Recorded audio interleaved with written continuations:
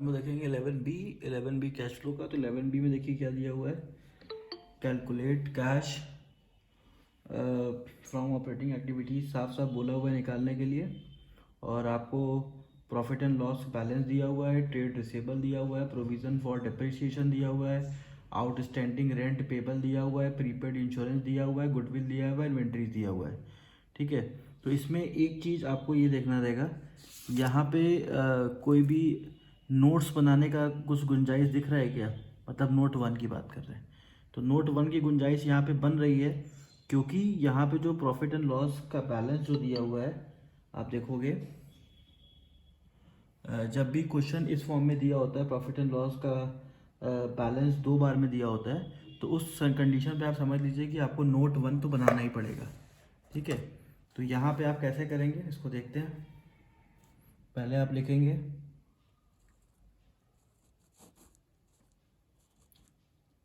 Calculation of net profit before tax. तो यहाँ पे अब ये निकालने के लिए तो सबसे पहला काम हम क्या करेंगे, पिछले साल के प्रॉफिट को इस साल के प्रॉफिट से माइनस कर देंगे। ठीक है, तो पिछले साल का प्रॉफिट हमारा 20,000 का था और इस साल का प्रॉफिट हमारा 10,000 का है। तो इसको ऐसे आपको यहाँ पे दिखाना पड़ेगा कि 2018 में जो हमारी इनकम हुई थी वो थी हमारी 2018 की, वो थी 30,000 रुपीज़, और जो 2017 की इनकम हुई है वो हुई है 20,000 रुपीज़। तो 2017 का आप दिखाएंगे 20,000 रुपये। अब इसको माइनस करेंगे 10,000 रुपये, तो आपका यहाँ पे नॉर्मल क्वेश्चन आएगा जिसको हम बोलते हैं नेट प्रॉफिट बिफोर टैक्स। ठीक है, तो ये नोट 1 में आपको दिखाना है। अब ऐसे ही माइनस करके डायरेक्ट मत लिख दीजिएगा, ये आपको नोट 1 में दिखाना पड़ेगा। ठीक है, अब आते हैं हम लोग डायरेक्टली फॉर्मेट में। तो फॉर्मेट बनाएंगे,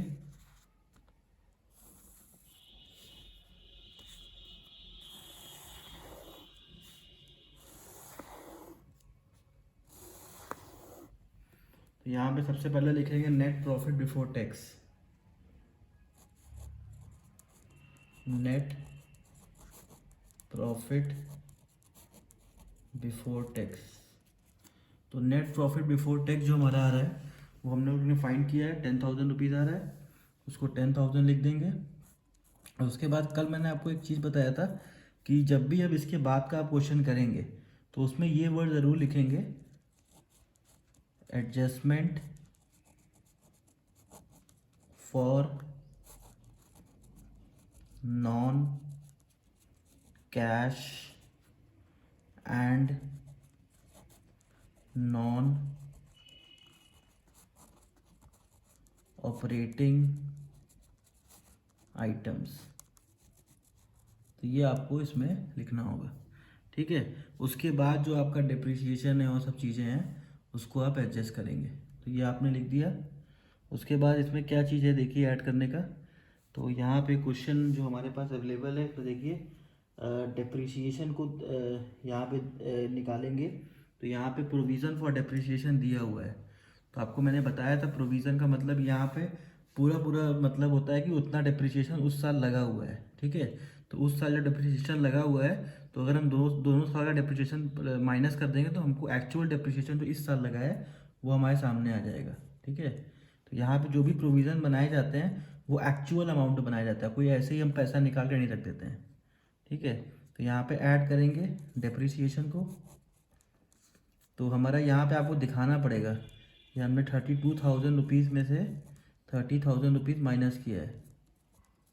ठीक है, और फिर हमारा जो आंसर आया 2,000 रुपीज़, ये आप यहाँ पे ऐसे दिखाएंगे 2,000 रुपीज़ आपका आ गया। उसके बाद क्या है, अब गुडविल रिटर्न ऑफ की कंडीशन में भी यही है कि गुडविल को भी आपको यही दिखाना है। बच्चे गलती क्या करते हैं, उसको एसेट्स में दिखाने लगते हैं। ठीक है, तो एसेट्स में नहीं दिखाना है, गुडविल भी आपको यही दिखाना है। गुडविल राइट ऑफ, तो राइट ऑफ में कितना जा रहा है, पुराने गुडविल को नए गुडविल से माइनस करेंगे, मतलब सॉरी नए गुडविल को पुराने गुडविल से माइनस करेंगे, तो आपका आ जाएगा 16,000 रुपये हमने यहाँ पे माइनस कर दिया, तो हमारा 4,000 रुपये आ गया गुडविल का, और इसके अलावा ऐसा कुछ नहीं दिख रहा है जो इसमें एडजस्ट होगा। तो इसको हम प्लस कर देंगे, आंसर हमारा 6000 रुपीज़ आ जाएगा। अब इस 6000 रुपीज़ को आपको बताया था कि डायरेक्टली आप इसको प्लस करके उसको आंसर में लिख दीजिए, ठीक है।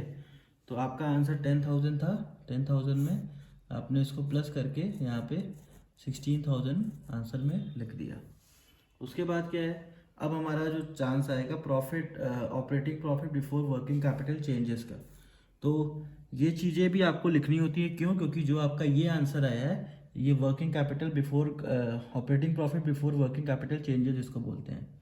तो ये सब चीज़ें मिस मत करिएगा एग्ज़ाम में, तो इसमें आपके मार्क्स डिडक्ट हो सकते हैं। ऑपरेटिंग ये तभी होगा जब आप बार बार प्रैक्टिस करेंगे सही सही, तब जाके आपको याद रहेगा, एक बार देखने से क्वेश्चन नहीं आएगा। Operating profit before working capital changes, ये आपने यहाँ पे लिख दिया। उसके बाद देखते हैं अब क्या है हमारे पास। अब हम एसेट्स को देखेंगे और लाइबिलिटीज़ को देखेंगे, जो डिक्रीज इंक्रीज है उसको देखेंगे। तो पहले हम लोग ऐड वाला काम करेंगे, ठीक है। अब ऐड वाले में देखते हैं क्या क्या चीज़ हमारे पास है। तो पहला एडिंग हमारा ऐड में होता है डिक्रीज इन सीए, तो current assets, decrease in current assets. तो करेंट एसेट्स में डिक्रीज करने की बात यहाँ पे देखेंगे क्या है। तो प्रीपेड एक्सपेंसेस जो है वो हमारा डिक्रीज हुआ है, तो यहाँ पे प्रीपेड एक्सपेंसेस जो है वो डिक्रीज हुआ है। कितने रुपए से डिक्रीज हुआ है? 200 रुपीज़ से। तो आप प्रीपेड एक्सपेंसेस को यहाँ पे 200 रुपीज़ लिख देंगे, ठीक है। और उसके बाद देखेंगे और कुछ है डिक्रीज में करेंट एसेट्स में, तो और कुछ नहीं दिख रहा है क्वेश्चन में। अब आते हैं इंक्रीज इन करेंट लाइबिलिटीज़, ये भी हमारा नुकसान है इसीलिए ऐड हो रहा है। Increase in CL, current liabilities increase करेंगे। देखें किसमें, आउटस्टैंडिंग रेंट पेबल हमारा इंक्रीज हुआ है, उसको लिख देंगे आउटस्टैंडिंग रेंट पेबल। तो आउटस्टैंडिंग रेंट पेबल जो हमारा जा रहा है 2,400 का जा रहा है, ठीक है। अब ये जो भी है हमारा ऐड करना है क्योंकि हमारा इंक्रीज हुआ है, ठीक है। तो अब इसको हम प्लस कर देंगे 2,600। तो आपको यहाँ पे पुराना कॉन्सेप्ट याद रखना है कि जो भी हमारा नुकसान होता है वो हम प्रॉफिट में प्लस करते हैं, ठीक है। क्योंकि हमको net cash from operating activities निकालना है। जो भी नुकसान होगा उसको प्लस करते हैं और जो भी फ़ायदा होता है उसको माइनस करते हैं। तो अभी हम लोग ने नुकसान का पार्ट यहाँ पे कर दिया है, अब उसको हम यहाँ पे प्लस कर रहे हैं, ठीक है। अब जो फ़ायदा होगा पहले इसको यहाँ पे फाइनल कर दें। तो इसको फाइनल करेंगे तो हमारा हो जाएगा 18,600 रुपीज़, ठीक है। अब इसके बाद का पार्ट करेंगे। अब इसके बाद देखिए क्या क्या चीज़ें हमारे पास हैं।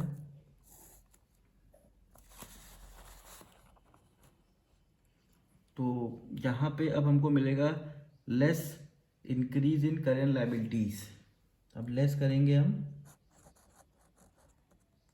Increase in current liabilities. तो यहाँ पे ट्रेड रिसीवेबल देखिए ये हमारा इंक्रीज हुआ है, इस साल का पिछले साल से माइनस कर देंगे तो आ जाएगा trade receivable. Sir decrease in current increase in current assets होगा, ठीक है। तो यहाँ पे हमारा जो इंक्रीज इन करंट एसेट्स हुआ है वो टोटल हमारा ट्रेड रिसीवेबल बढ़ा है। तो आप इस साल का ट्रेड रिसीवेबल पिछले साल से माइनस कर देंगे तो आपका जो आंसर आ जाएगा वो आ जाएगा 4,000 रुपीज़। तो 4,000 आपको लिख देना है। उसके बाद इन्वेंट्रीज को देखेंगे, इन्वेंट्री में भी सेम काम करेंगे, इस साल की इन्वेंट्री से पिछले साल की इन्वेंट्री को माइनस कर देंगे। तो ये हमारा इन्वेंट्री जो ऐड मतलब बढ़ा है उसको हमने यहाँ पे लिख दिया। तो लाइबिलिटी से रिलेटेड कोई भी चेंजेस हमें नहीं दिख रहे हैं, ठीक है। जो भी हमारा मतलब यहाँ पे नुकसान हो, मतलब डिक्रीज इन करेंट लाइबिलिटीज़ यहाँ पे नहीं है, ठीक है। तो इसीलिए हम लोग इतनी चीज़ों को प्लस कर देंगे। तो इतनी चीज़ों को प्लस करेंगे तो हमारा आंसर आ जाएगा यहाँ पे 8,000 रुपीज़, ठीक है। अब इसको ऐड कर देंगे तो फाइनली जो हमारा आंसर आना है, तो ये जो है ये हमारा लेस वाला आइटम है, ठीक है। तो इसको दोनों ऐड करके यहाँ पे लिखेंगे, तो ये लेस करना है, ठीक है, ब्रैकेट में लिखेंगे। अब इसको माइनस कर देंगे तो आ जाएगा 10,600। तो ये जो हमारा आंसर आया है ये है कैश फ्रॉम ऑपरेटिंग एक्टिविटीज़। ये क्वेश्चन यहाँ पे फाइनल हो गया। ये 11C में अब क्या क्या चीज़ें हमारे पास हैं। हमारे पास है balance of profit and loss, balance दिया हुआ है 2017-18 का। उसके अलावा हमारे पास एक्यूमुलेटेड डेप्रिसिएशन दिया हुआ है और डिबेंचर सिंकिंग फंड, ये नया चीज़ आ गया, ठीक है। उसके बाद डेवलपमेंट रिबेट रिजर्व, ये भी एक नया चीज़ आ गया।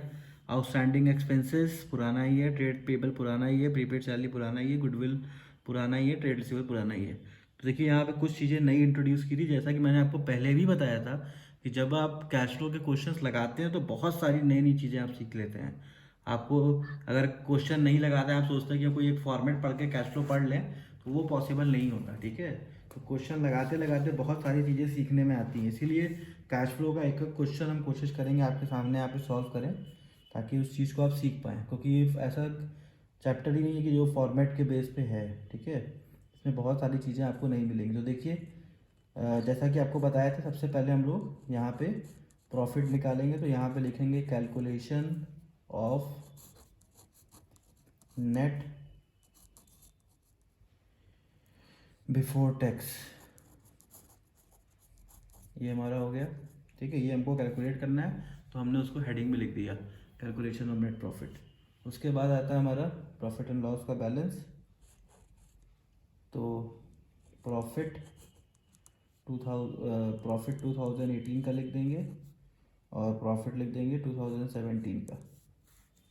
तो 18 का जो प्रॉफिट आ रहा है वो है हमारा 3 लाख रुपीज़ और 17 का जो प्रॉफिट आ रहा है वो है हमारा 5 लाख रुपीज़। तो इन दोनों को माइनस करेंगे तो डिफरेंस आ जाएगा, जो कि हमारा लॉस में आ रहा है ना। तो लॉस भी बिजनेस में होते रहते हैं, तो अब हम लोग लॉस वाला क्वेश्चन लगाएंगे, ठीक है। अब देखिए, अब यहाँ पे नया चीज़ सीखने वाली क्या चीज़ है, जो आपको हम बता रहे थे कि नया चीज़ है जिसको हम लोग सीखेंगे। यहाँ पे सीखने वाला चीज़ है एक हमारा debenture sinking fund. Debenture sinking fund क्या होता है, ये डिबेंचर्स को बचाने के लिए बना होता है, ठीक है। कि डिबेंचर में कोई अमाउंट अगर कम हो जाएगा तो उसमें से हम लोग निकाल देंगे। और दूसरा जो होता है ये हमारा होता है डेवलपमेंट रिबेट रेवेन्यू। इसमें क्या होता है, कोई भी डेवलपमेंट के लिए हम पैसा अपना अलग से रखे होते हैं, ठीक है। तो ये भी प्रॉफिट का ही हिस्सा होता है, ठीक है। प्रॉफिट ही लेके ये बना होता है, तो इसको भी हम यहाँ पे ऐड करते हैं। तो इसको ऐड करेंगे कैसे, आपको ये दिखाना पड़ेगा, ठीक है। तो आप लिखेंगे डिबेंचर सिंकिंग फंड। अब यहाँ पे हमारा जो सिंकिंग फंड का जो अमाउंट है वो 1,25,000 माइनस 1 लाख है। तो ये हमारा फंड है, तो इस फंड से अपना पैसा निकाल लेंगे हम प्रॉफिट दिखाने के लिए। तो 25,000 रुपये का हमारा प्रॉफिट था, जो कि हमने फंड में ट्रांसफ़र कर दिया था। उसके बाद क्या है, add development of rebate reserve, development of rebate reserve. तो ये रिबेट देने के लिए, ठीक है, ये सब चीज़ बनाया जाता है। जब आप हायर स्टडीज़ में जाएंगे तो आपको इसका और ज़्यादा इंपॉर्टेंस दिखाया जाएगा कि किस तरीके से आप इसको सॉल्व करेंगे। तो 70 और 60 इसमें से माइनस कर देंगे, तो ये आपका आ जाएगा 10,000 रुपीज़, ठीक है। अब ये हमने यहाँ पे कर दिया। अब इसका हम लोग फाइनल आंसर ले आएंगे। फाइनल आंसर कैसे आएगा, अब ये इसमें जुड़ जाएगा ना, तो जुड़ेगा तो -165 हो जाएगा, क्योंकि हमारा पहले से ही माइनस में था। तो थोड़ा सा प्लस जोड़ देंगे तो माइनस कम हो जाएगा, ठीक है। तो अब देखिए जहाँ पे और क्या चीज़ें हैं, तो यहाँ तक कि हमारा काम हो गया, ठीक है। तो नोट 1 हमारा बन गया। अब इसको हम लोग ट्रांसफ़र करेंगे अपने फॉर्मेट में, ठीक है। तो पहले फॉर्मेट डिज़ाइन कर लेते हैं।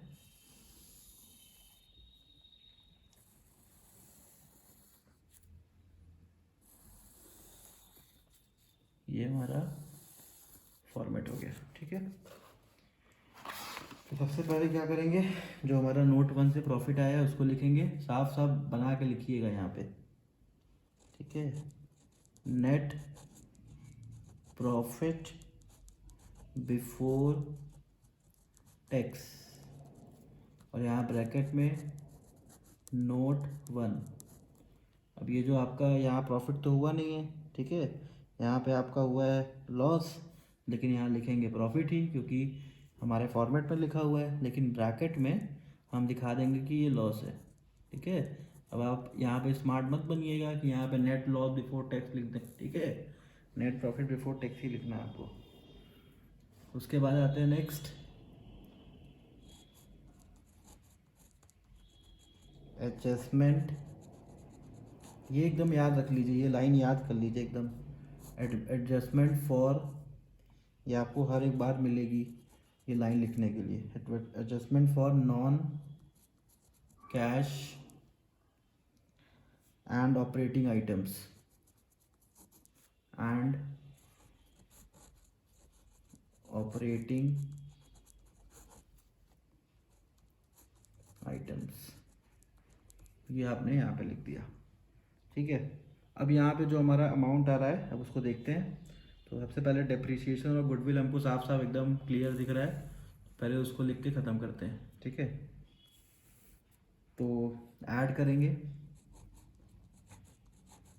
डेप्रिसिएशन, और जैसा कि बताए थे कि डेप्रिसिएशन आपको इसमें दिखाना है कि कहाँ से आया डेप्रिसिएशन। तो 1,20,000 रुपये, 1,20,000 माइनस 80,000, तो जो इसमें चेंज आया वो आ गया आपका 40,000 का, ये आपने यहाँ लिख दिया। और अगर कुछ ना होता डायरेक्टली तो यहाँ लिख देते, क्योंकि और भी कंटेंट है इसलिए हम लोग इनर कॉलम में पहले लिख रहे हैं। उसके बाद गुडविल, तो देखिए ये कॉमन चीज़ है डेप्रिसिएशन और गुडविल। अब देख के आप समझ जाया करिए कि हाँ ये इस चीज़ का है, तो ये कैसे होगा, लेकिन जब बार बार क्वेश्चन लगाएंगे तभी दिमाग में बैठेगा ये। तो प्रैक्टिस से ही आपको ये याद होगा कि ये सब चीज़ें इसमें जाने वाली हैं। ये हो गया, इसको माइनस कर देंगे तो आ जाएगा 5,000 रुपीज़, ठीक है। अब ये हमारा प्लस वाला आइटम है, तो टोटल यहाँ पे 45,000 रुपीज़ हम यहाँ पे लिख देंगे। अब ऊपर से उस जो हमारा माइनस वाला है वो प्लस वाले में जोड़ देंगे, तो ऑटोमेटिक जो हमारा माइनस है वो और कम हो जाएगा, तो माइनस हो जाएगा हमारा 120, ठीक है। धीरे धीरे हमारा माइनस कम हो रहा है क्योंकि हमारे प्रॉफिट जो थे वो उसमें ऐड होते चले जा रहे हैं, ठीक है। अब आते हैं, तो ये हमारा अब क्या है, अब इसको हम बोल सकते हैं operating profit, sorry operating loss before. अब यहाँ पे लॉस वर्ड यूज़ कर सकते हैं, ऊपर वाले में हम लोग लॉस यूज़ नहीं कर रहे थे, लेकिन यहाँ पे अब हमको एक्चुअल में महसूस हो गया है कि हाँ हम लोग लॉस में हैं। अभी तक ऊपर महसूस नहीं हुआ था, क्यों, क्योंकि बहुत सारी चीज़ें अभी इसमें ऐड वैड होने वाली थी, ठीक है। तो वर्किंग कैपिटल के पहले का अगर आ गया तो मतलब अब तो लॉस होना ही है, वर्किंग कैपिटल कितना भी ऐड कर देंगे प्रॉफिट में बिजनेस नहीं आएगा। तो यहाँ पे operating loss before working capital changes आप लिख देंगे। तो अब यहाँ पे अब ऐड करेंगे, ठीक है। ऐड वाले में देखिए क्या क्या चीज़ें हैं। तो सबसे पहले ऐड में हमारा आ रहा है डिक्रीज इन करंट एसेट्स, तो यहाँ पे decrease in CA, decrease in current assets में जो आपका आ रहा है वो आ रहा है प्रीपेड सैलरी, प्रीपेड सैलरी। तो प्रीपेड सैलरी जो आ रहा है वो आ रहा है हमारा 3,000 रुपीज़ का। उसके बाद करते हैं add increase in current liabilities, increase in CL. अब इंक्रीज इन करेंट लायबिलिटी में देखिए क्या क्या चीज़ें दी हुई हैं हमारे पास, आउटस्टैंडिंग एक्सपेंसेस दिख रहा है और ट्रेड पेबल दिख रहा है, ठीक है। तो इंक्रीज इन करेंट लायबिलिटीज में outstanding expenses, OS outstanding expenses, तो आउटस्टैंडिंग एक्सपेंसेस में क्या है 8,000, ठीक है। उसके बाद आता है आपका ट्रेड पेबल, तो ये भी आपका लायबिलिटी साइड का हो गया। ट्रेड पेपर में हम लोग क्या करेंगे, घटा के देखेंगे तो हमारा आंसर आ जाएगा 16,000 रुपीज़। यहाँ पे हमने 16 लिख दिया, ठीक है। ये सब भी हमारा प्लस आइटम है, तो इसको जोड़ के हम लोग यहाँ पे लिख देंगे 27,000 रुपीज़ हमारा ऐड हो जाएगा। अब इसके बाद क्या होगा, अब 27,000 के बाद अब यहाँ पे हम लोग देखेंगे क्या चीज़ हमारा इंक्रीज, मतलब जो हमारा फ़ायदा हुआ है उसको हमको माइनस करना होता है, ठीक है। तो लेस करेंगे इंक्रीज इन सीए। तो इंक्रीज इन सीए में क्या क्या चीज़ें हैं, ट्रेड रिसीवेबल। ट्रेड रिसीवेबल कितने का आ रहा है, एक चीज़ देखिए यहाँ मिस हो गया, इसको हमने फाइनल नहीं किया, तो इसको फाइनल कर देंगे तो हमारा लॉस और कम हो जाएगा, 93,000 रुपीज़ का लॉस आ जाएगा, ठीक है।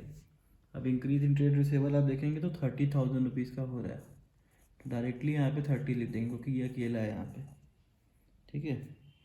तो टोटल जो हमारा बिजनेस इसमें आ गया पूरा लॉस में दिख रहा है, ठीक है।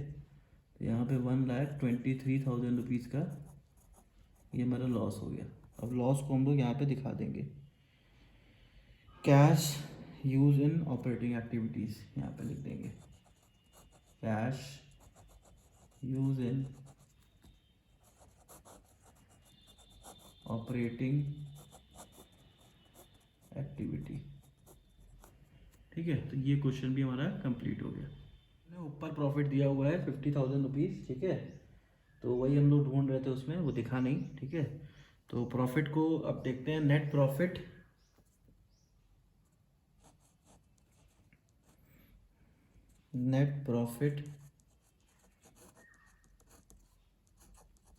Before tax.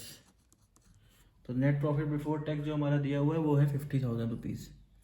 ये ऊपर लिखने की वजह से हम लोग को दिखा नहीं, तो हमने यहाँ पे नेट प्रॉफिट बिफोर टैक्स यहाँ पे 50,000 रुपये लिख दिया। उसके बाद आते हैं adjustment for cash, non cash and non operating activities. तो यहाँ पे एडजस्टमेंट का लिखेंगे, एडजस्टमेंट करेंगे,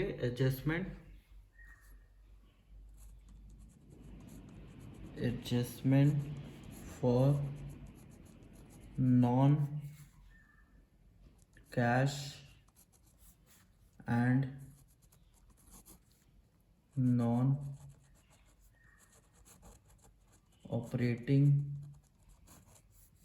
आइटम्स। ये हेडिंग लिखना बहुत ज़रूरी है, ठीक है।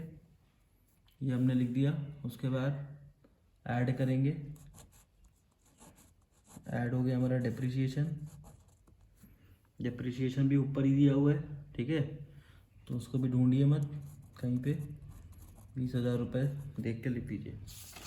उसके बाद देखिए trade transfer to provision for doubtful debts. अब यहाँ पे जो प्रोविज़न का है वो इसमें जाएगा, ठीक है। ट्रांसफ़र टू प्रोविज़न, याद रखिएगा डाउटफुल डेब्ट का प्रोविज़न यहीं पे जाता है, गड़बड़ी मत कर दीजिएगा। पिछले बार भी हम क्वेश्चन लगाया था तो ये इसी में गया था। ये सब याद करने की चीज़ें हैं। 6,000 5,000, ठीक है। तो यहाँ पे 1,000 रुपये हमने लिख दिया। अब इसको प्लस करेंगे, आ जाएगा 21,000 रुपीज़। 21,000 रुपीज़ को इसमें प्लस कर देंगे, अरे यहाँ पे बंद नहीं करना है, तो ये आपका आ जाएगा 71,000 रुपीज़, ठीक है। अब हम लोग का जो आंसर आया है इसको हम लोग क्या बोलेंगे, operating profit before working capital changes. Operating profit before working capital change, ठीक है। ये हमें मिल गया। अब फटाफट हम लोग डिक्रीज इंक्रीज करके ये क्वेश्चन ख़त्म करेंगे। तो ऐड करेंगे पहले हम लोग decrease in current liabilities, current assets. Decrease in current assets में देखिए क्या क्या चीज़ें हैं। पहला है ट्रेड रिसीवेबल। ट्रेड रिसीवेबल को माइनस करेंगे तो हमारा आंसर आ जाएगा 30,000 रुपीज़। उसके बाद क्या है हमारे पास, 30,000 ये हो गया। फिर है प्रीपेड एक्सपेंसेस। प्रीपेड एक्सपेंसेस लिखेंगे, वो हमारा आएगा यहाँ पे 6,000 रुपीज़। उसके बाद है ऐड करना है हमें, क्या ऐड करना है, increase in CL, increase in CL। ठीक है, तो अब इसमें हमारा कितना है, आउटस्टैंडिंग एक्सपेंसेस, तो इसमें आएगा आपका 10,000 रुपीज़। अब ये पूरा पूरा आप जो उसमें जोड़ देंगे तो 46,000 रुपीज़ आपका यहाँ पे ऐड हो जाएगा। अब इसका आप कर देंगे टोटल, तो टोटल आ जाएगा 1,17,000 रुपीज़। फिर उसके आगे का ऑपरेशन बढ़ाएंगे। फिर देखिए हमने यहाँ पे बंद कर दिया, इसको हटा दीजिए, बंद मत करिएगा आप लोग। ठीक है, उसके बाद करेंगे लेस। लेस में देखिए क्या क्या चीज़ें आ रही हैं, increase in current assets, increase in current assets. क्या क्या चीज़ें हैं जो इंक्रीज़ हुई हैं, पहला तो इन्वेंट्री इंक्रीज़ हुआ है। तो इन्वेंट्री कितने से इंक्रीज़ हुआ है, 40,000 रुपीज़ से। तो 40,000 रुपीज़ आप इन्वेंट्री में इंक्रीज़ कर देंगे। ठीक है, उसके बाद एक्रूड इनकम भी हमारा इसी का पार्ट है। तो एक्रूड इनकम में देखिए क्या चीज़ें हैं, अब इसको भी इंक्रीज़ हुआ है 5,000 रुपीज़ से। अब आते हैं लेस में। लेस में एक और चीज़ है, क्या है, decrease, decrease in current liabilities. अब करेंट लाइबिलिटीज़ को डिक्रीज़ करेंगे तो यहाँ पे आ जाएगा ट्रेड पेबल। ट्रेड पेबल में चेंजेस देखेंगे कितना हुआ है। ट्रेड पेबल में जो हमारा चेंज हुआ है वो हुआ है 5,000 रुपीज़ का। 5,000 रुपीज़ आपने ट्रेड पेबल में कर दिया। उसके बाद income receive in advance, income receive in advance. तो इनकम रिसीव इन एडवांस हमारा हो गया 3,000 रुपीज़। अब ये सारा जो भी हमारा पैसा है ये सबका सब माइनस होना है ना, तो इसको हम लोग ब्रैकेट में कर देंगे। तो यहाँ पे अब ब्रैकेट को पूरा जोड़ेंगे तो आंसर आ जाएगा 53,000 रुपीज़। ठीक है, अब यहाँ पे इसको माइनस कर देंगे तो हमारा फाइनल आंसर आ जाएगा 64,000 रुपीज़, जिसको हम बोलते हैं cash from operating activities. Cash from operating activities. ये हमारा क्वेश्चन यहाँ पे कंप्लीट हो गया।